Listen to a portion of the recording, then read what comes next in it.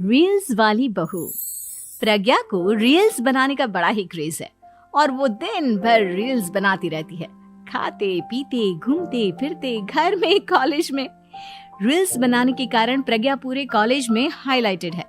जहां उसकी रील्स सभी को पसंद आते हैं, वहीं मनीषा चिंता में डूबी रहती है। एक रोज जब खाते हुए प्रज्ञा रील्स बना रही होती है, तब मनीषा कहती है, 1 मिनट भी चैन नहीं है इस लड़की को। ये नहीं कि खाना तो आराम से खा ले, लेकिन नहीं, अरे थोड़ी देर रील्स नहीं बनाओगी तो आसमान नहीं टूट पड़ेगा। अरे मम्मी, इसी को तो कहते हैं डिटर्मिनेशन। तुम नहीं समझोगी ये सब। भगवान, इस लड़की को सद्बुद्धि दे। जब देखो तब टेढ़ा बाका मुंह बनाती रहती है। मनीषा की बात का प्रज्ञा पर जरा भी असर नहीं होता और वो खाते खाते रील्स बनाती रहती है। दिन बीतने लगते हैं और देखते देखते प्रज्ञा का कॉलेज भी खत्म हो जाता है।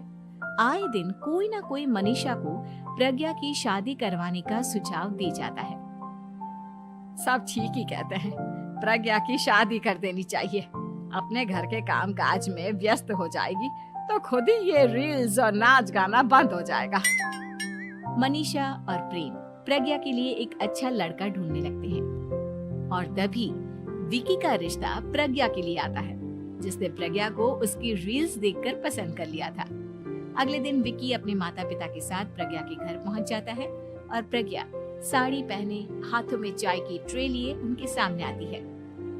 जब विकी को पसंद है तो हमें भी बहू पसंद है। बहन जी, आप बारात की तैयारी कीजिए। एक बार लड़का लड़की अकेले में बात कर ले तो अच्छा रहेगा। हाँ हाँ, क्यों नहीं। मनीषा विकी को प्रज्ञा के कमरे में भेजती है, जहां प्रज्ञा पहले से ही रील्स बना रही होती है। तभी विकी कहता है, आ गए आपके साजन जी। हमारे साथ ये रील्स कंप्लीट करती तो और भी अच्छा रहता। अच्छा जी, अब आ ही गए हैं तो बना ही लेती हूँ आपके साथ। दोनों मिलकर रील्स बनाते हैं।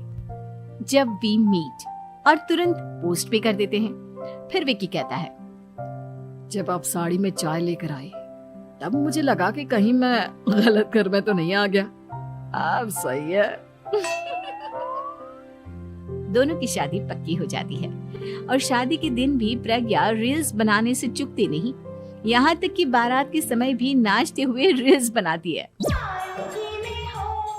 सभी लोग प्रज्ञा की तारीफ के पुल बांध देते हैं और प्रज्ञा नाचती गाती अपने ससुराल चली जाती है। सब कुछ अच्छा चल रहा होता है। प्रज्ञा यहाँ भी दिन भर हर चीज की रील्स बनाती रहती है। लेकिन कुछ दिनों के बाद जब सुनीता कहती है, बहू, ये रील्स के साथ साथ कुछ काम भी कर लिया करो। वैसे तुझे और क्या क्या बनाना आता है?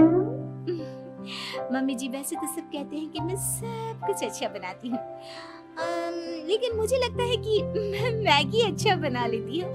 हाँ, कॉफी भी अच्छा बना लेती हूँ और मुंह तो सबसे अच्छा बना लेती हूँ। हैं? अच्छा अच्छा। सुनीता अपना माथा पकड़ लेती है और कहती है, बहू, कुछ खाना बनाना भी सीख लेती। मम्मी जी, मैं लंबी प्लानिंग कर रही हूँ। जल्दी ही मैं इतनी फेमस हो जाऊंगी कि मुझे पैसे मिलने लगेंगे। हम दोनों सास बहू राज करेंगे, राज। नौकर काम करेंगे और लोगों की तो लाइन लगेगी हमसे मिलने के लिए। तेरा दिमाग खराब हो गया है क्या बहू?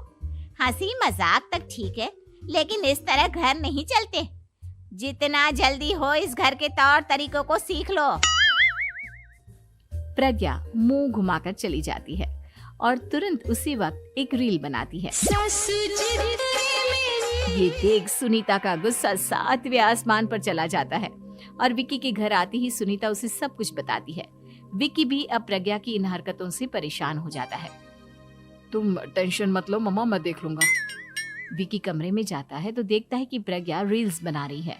विकी बड़े ही प्यार से प्रज्ञा से कहता है, प्रज्ञा, इन सब के लिए मैं तुम्हें मना नहीं कर रहा हूँ, लेकिन फिर भी हर वक्त तो ये अच्छा नहीं लगता ना।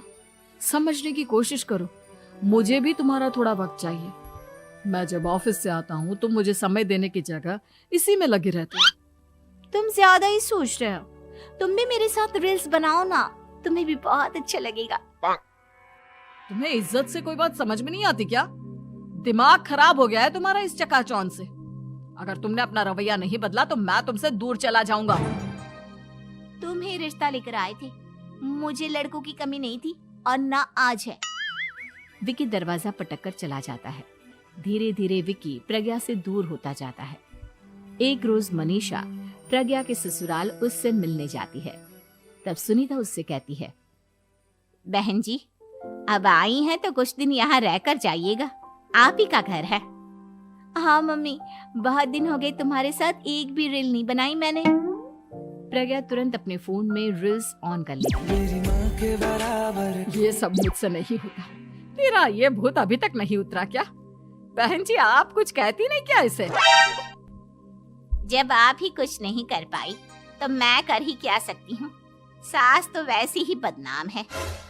शाम को घर की लाइट चली जाती है और मनीषा प्रज्ञा से कहती है, मेरे घुटनों में बहुत दर्द हो रहा है, तू लाइट का कुछ इंतजाम करना बेटा। अच्छा, कैंडल जला देती हूँ मम्मा। प्रज्ञा गाते हुए कैंडल जलाती है और खिड़की के पर्दे के पास रख देती है। मनीषा, जिसे बहुत दर्द हो रहा है, वो सो जाती है और प्रज्ञा हमेशा की तरह अपने रील्स में लग जाती है।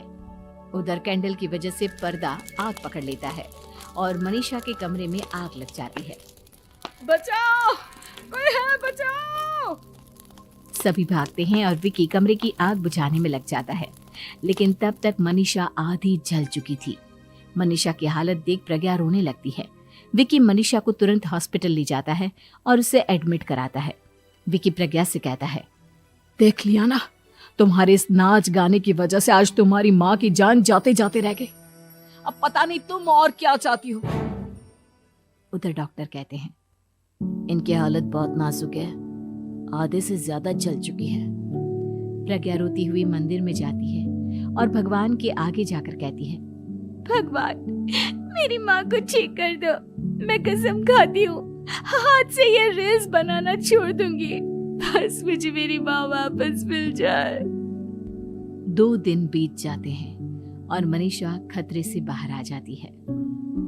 पेशेंट अब ठीक है, आप लोग उनसे मिल सकते हो। सब कोई मनीषा से मिलता है और प्रज्ञा सबके सामने अपना फोन तोड़ देती है। मुझे माफ कर दो मम्मा, मैंने तुम लोगों की बातों को नजरअंदाज किया। बेटा, कोई भी चीज जरूरत से ज्यादा खराब है। मैंने तुम्हें रील्स बनाने से कभी मना नहीं किया, लेकिन हर वक्त एक ही चीज तो सही नहीं है। मैं समझ गई हूँ मम्मा, आई एम सॉरी। प्रज्ञा उस दिन से रील्स बनाना छोड़ देती है और पूरी तरह से अपने घर में लग जाती है।